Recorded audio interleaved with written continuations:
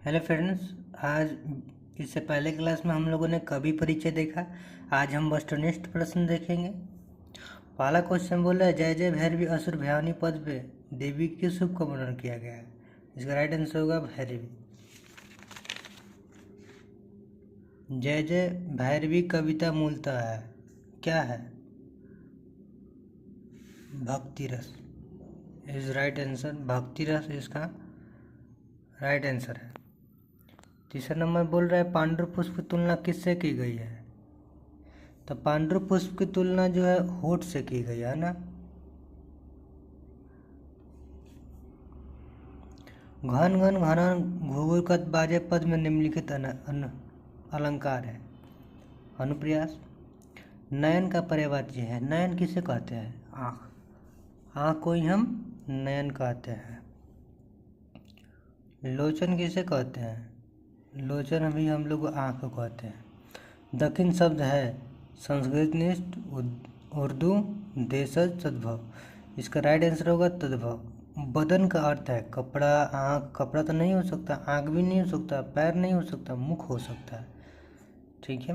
विद्यापति का भाषा है उर्दू है, बंगाली है, मैथिली है, मराठी है। हम लोगों ने कवि परिचय में देखा कि विद्यापति की जो भाषा है वो मैथिली है।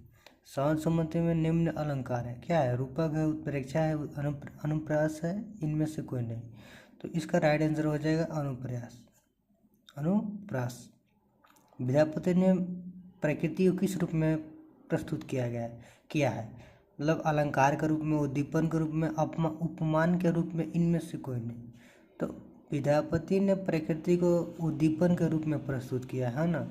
विद्यापति की जन्म किस राज्य में? तो ऑब्वियस बात है बंगाल में तो नहीं हुआ होगा, उड़ीसा में नहीं है, उत्तर प्रदेश में नहीं, बिहार में। जैसे कि हमने कवि परिचय में देखा, इनका जो है जन्म बिहार में हुआ था।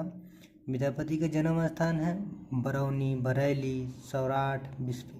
तो बिस्फी नामक ग्राम में इनका जन्म हुआ था। 14 नंबर क्वेश्चन बोल रहा है, विद्यापति की रचना कितनी भाषाओं में मिलती है? 2, 3, 4, 6। तो राइट आंसर होगा ख, 3। 3 भाषाओं में इनकी रचनाएं मिलती है।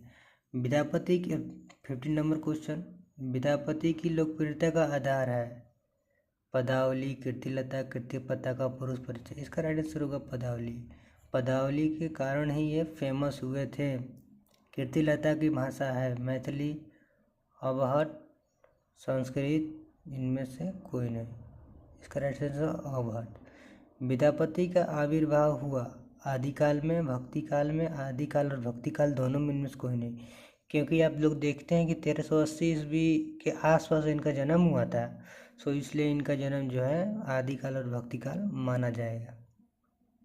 विद्यापति के श्रृंगारिक पदों का नायक कौन है? श्री कृष्ण, शिव जी, कीर्तिलता, इनमें से कौन? श्री कृष्ण है। क्यों? क्योंकि यहाँ पे राधा जी के और श्री कृष्ण जी के और गोपियों के बीच के पारस्परिक प्रेम को दर्शाया गया है। जय जय भैरवी पद में कवि भैरवी से किस चीज़ की याचना करता है? धन, शक्ति, सुमति, पुरुषार्थ। नहीं, विद्यापति जो है वो सुमति की प्रार्थना करते हैं। तोहर बदन समचान नो होवती नहीं में कौन अलंकार है? अनुप्रास, रूपक, उपमा, प्रतीप। प्रतीप आंसर इसका राइट होगा। यह वंदना किस भाषा में लिखी गई है? यानी कि जो वंदना लिखी गई है ये किस भाषा में लिखी गई है? तो मैथिली में, मगही में, बज्जिका में, भोजपुरी में। इसका राइट आंसर होगा मैथिली में। ये जो भाषा है और इसको जो है मतलब लिखा गया है मैथिली में। तो चलिए लघु उत्तरीय क्वेश्चन हम कल करेंगे, ओके। और लघु उत्तरीय, दीर्घ उत्तरीय कल हम करेंगे। बस आज के लिए इतना ही। अगर कोई आपको डाउट है तो आप कमेंट बॉक्स में कमेंट कर दें, हम उसका रिप्लाई ज़रूर करेंगे। ठीक है, धन्यवाद।